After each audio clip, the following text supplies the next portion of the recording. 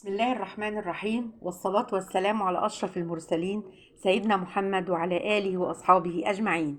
يلا يا ست الكل، خدي مني بقى الوصفة دي النهاردة بمكونين بس. هتعملي أكبر سيرفيس كفتة، كفتة اقتصادية حصري بس عند ماما بطة. ايه رأيك بقى في الجمال ده؟ يعني حاجة عظمة. تعالي بقى شوفي هنعمل ايه في الوصفة القمر دي. هتدعيلي حرفيا بظهر الغيب على الوصفة الجميلة دي. ادي المكونين بتوعنا: 4 بطاطسات كبار هقطعهم كده، وكوباية مليانة رز. دي بس المكونات اللي احنا هنستخدمها في الوصفة. اول حاجة، خليكي معايا في التركات اللي هقولها. الرز انا عايزاه يتسلق في ميه كتير زي المكرونه، مش هنفلفله. الرز هنعجنه، يعني هنسيبه يتسلق كويس قوي جوه ميه كتير.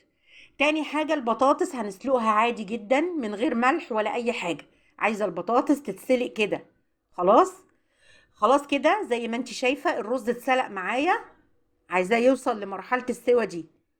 حلو الكلام. انا بوريهولك كويس عشان تعرفي تعملي النتيجه دي بالظبط. وبعدين اهم حاجة بقى، بنصفي المية دي تماما. عايزاكي تصفي الرز كويس قوي قوي قوي، صفيه كويس. مش عايزة مية في الوصفة خالص. وما تشطفيش الرز، انا عايزاه بالنشا بتاعته كده. صفيه وسيبيه يبرد. مش عايزين نشطفه تحت الحنفية خالص، انا عايزة النشا بتاعته فيه كده. بعد كده حطيه بقى في الطبق اللي هتعجني فيه الكفتة بتاعتنا، وسيبيه يبرد خالص. ادي اول خطوة في الكفتة بتاعتنا. الحاجات اللي بقولها دي هي اللي هتنجح لك الوصفة. تصفي الرز من غير ما تشطفيه وتسيبيه يبرد كويس في البولة اللي هتعجني فيها. ادي اول خطوة. حلو.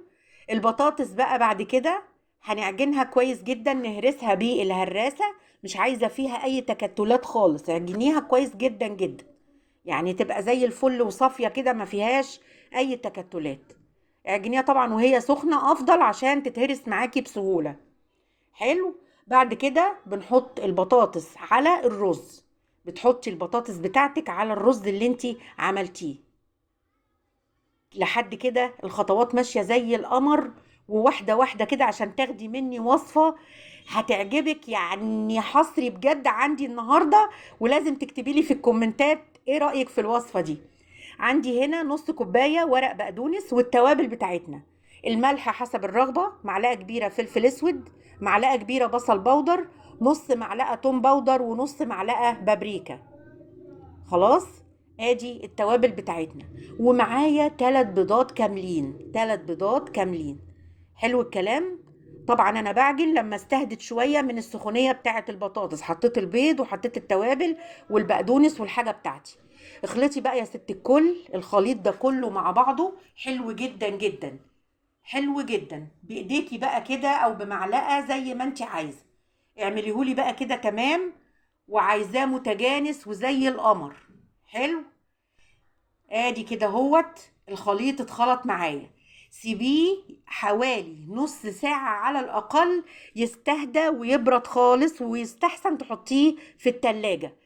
أنا عايزاه بارد خالص عشان تشكليها بسهولة يعني ما تتعجنش معاكي. دي برضو حاجة من خطوات نجاح الكفتة بتاعتنا النهاردة.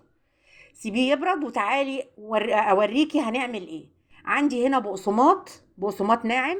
وعندي هنا بولة فيها شوية زيت عشان ادهن ايديا بيهم قبل ما اصبع الكفتة بتاعتنا.